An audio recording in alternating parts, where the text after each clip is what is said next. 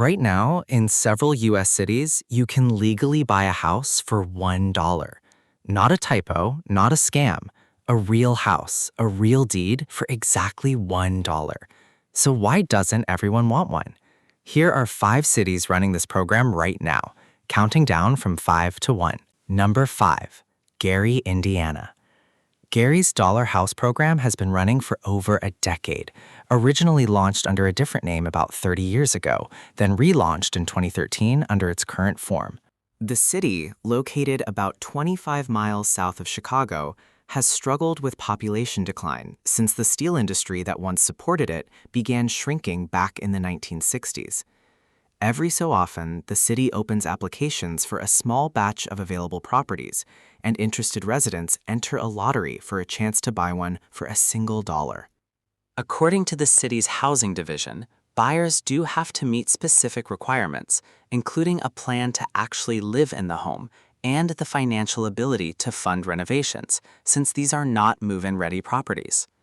The program has created real success stories, including for the mayor who reinstated it, who was herself a Dollar Home recipient decades earlier under the original version of the program. But it's also selective and limited. Typically, only a handful of properties become available each round, and demand from applicants far outweighs the number of homes on offer. Number 4, Newark, New Jersey. Newark's program is more recent, and it comes with a specific motivation behind it: fending off large corporate investors who've been buying up vacant properties in bulk across many American cities.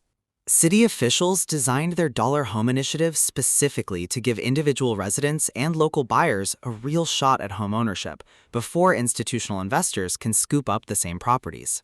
This approach reflects a broader trend playing out in similar programs nationwide, including efforts in Chicago, which ran a comparable initiative starting in 2014 that let property owners, community groups, and nonprofits buy city-owned property for $1 in specific targeted neighborhoods.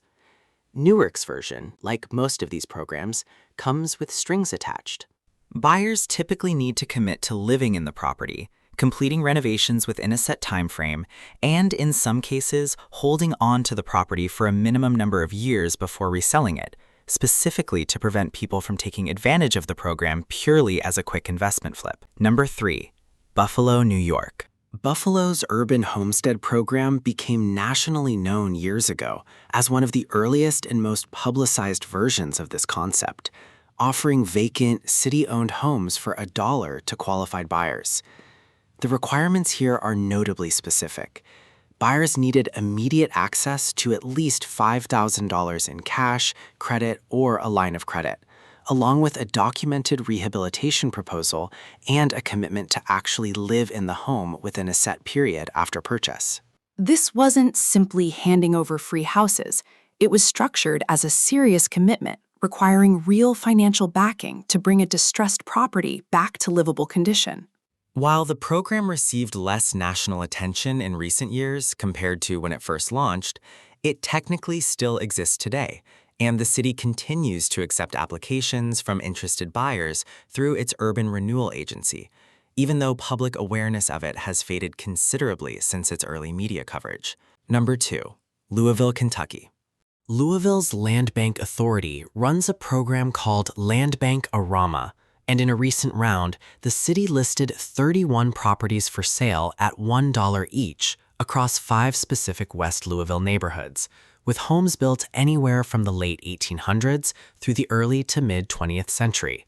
Here's where the real catch in these programs becomes impossible to ignore. According to the city's own estimates, one 5-bedroom home listed under this program was valued at just over $35,000. But the necessary structural and exterior repairs alone were estimated at nearly $63,000, almost double the home's actual value once renovated. Many of the properties come with boarded-up windows and overgrown yards after sitting vacant for extended periods. This is the exact pattern across nearly every one of these programs. The dollar price tag only covers the deed itself. The real cost of turning one of these houses into a livable home routinely runs into the tens of thousands of dollars, and in some cases, well over $100,000 once all repairs are factored in. Number 1, Baltimore, Maryland. Baltimore takes the top spot, both because of the scale of its program and because of just how steep the real requirements turn out to be once you look past the headline price. The city has more than 13,000 vacant and abandoned buildings, a number that officials say has barely moved in decades despite previous redevelopment attempts. Baltimore's current fixed pricing program, run through its Department of Housing and Community Development, allows residents and community land trusts to purchase city-owned vacant properties for $1 in the most distressed neighborhoods. But here's the number that actually determines who can realistically participate. According to program requirements, applicants need to prove they have at least $90,000 available specifically to fund the rehabilitation of the home. That single requirement effectively filters out most low-income residents the program is theoretically designed to help, and it's a major part of why the initiative has faced real scrutiny and criticism from affordable housing advocates since it launched. State officials have since gotten involved at a larger scale too, with Maryland's governor announcing a broader effort to redevelop 5,000 vacant Baltimore properties over 5 years, backed by $50 million in annual state funding starting in mid-2025.